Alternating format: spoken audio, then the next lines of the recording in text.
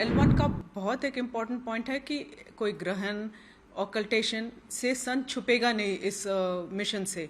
तो यही इसका बहुत इम्पॉर्टेंट पॉइंट है इस मिशन L1 लोकेशन कि ये हमेशा सूर्य को ऑब्जर्व करता रहेगा, कभी सूर्य इसे ढकेगा नहीं। यहाँ पे जाना ही मुश्किल है। ये चैलेंजेस है, यही हमारा टेक्नोलॉजी दिखाएगा कि हम कर पा रहे हैं। 4 महीने लगेंगे वहां तक पहुंचने के लिए। सन के सारे लेयर्स एक्सप्लोर किए जाएंगे। काफी लो बजट में हम सब कर रहे हैं, वो हमारा प्राइड है कि हम इतने लो बजट में मैनेज कर रहे हैं। है सोलर वेदर है, स्पेस वेदर, सोलर स्टॉर्म्स, ये सब लेके हम बहुत चिंता में रहते हैं कि हमारे अर्थ के वेदर सिस्टम को और ब्रॉडकास्ट सिस्टम्स को डिस्टर्ब ना हो। तो ये हम काफ़ी अच्छी तरह से उसको स्टडी कर पाएंगे ओवर टाइम। तो हम देख पाएंगे कि कैसे चेंज होता है, कैसे फ्लक्चुएट होता है। तो उससे हमको काफ़ी नॉलेज मिलेगा, जो अर्थ को भी प्रोटेक्ट हम कर पाएंगे। इसका बैड इफेक्ट तो कुछ नहीं पड़ेगा। ये सक्सेसफुल रहा तो हमको ये सारे नॉलेज हम गेन करेंगे, जिससे हम फिर साइंटिस्ट देख पाएंगे टेक्नोलॉजी में क्या हम इम्प्रूवमेंट ला सकते हैं, जिससे हमें ये प्रोटेक्शंस मिल पाए सन से। क्योंकि सन भी इवॉल्व मतलब सन का सोलर साइकिल भी बदलता है, इजेक्शंस जो निकलते हैं वो भी बदलता है। तो हमको समझ में आना चाहिए ये, ताकि हम अर्थ के सिस्टम्स को प्रोटेक्ट कर पाए। ये काफ़ी वेट ले सकता है, PSLV और GSLV दोनों काफ़ी वेट ले सकता है।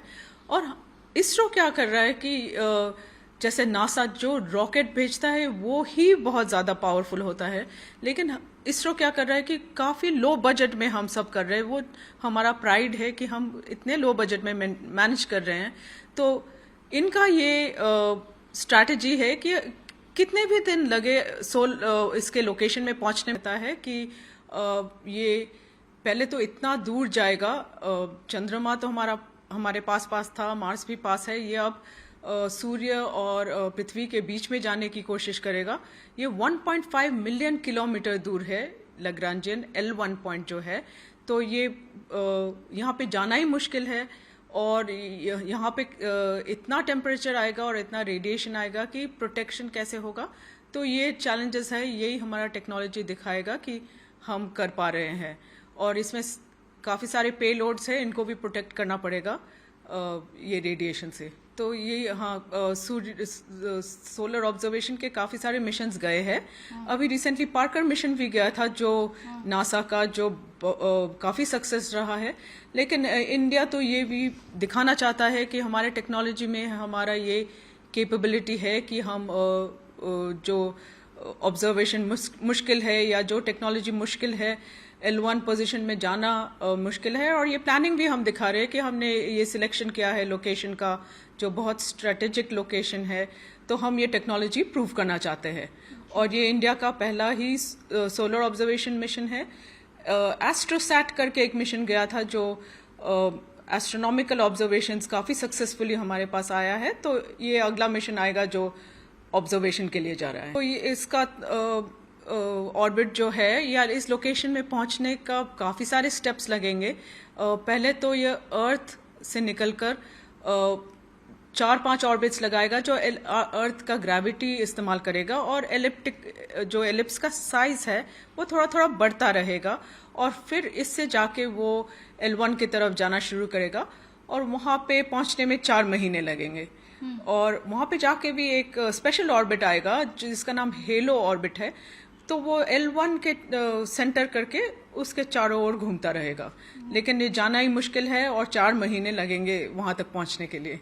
हाँ, तो ये सूर्य के विषय में काफ़ी सारे ऑब्जर्वेशंस लिए जाएंगे।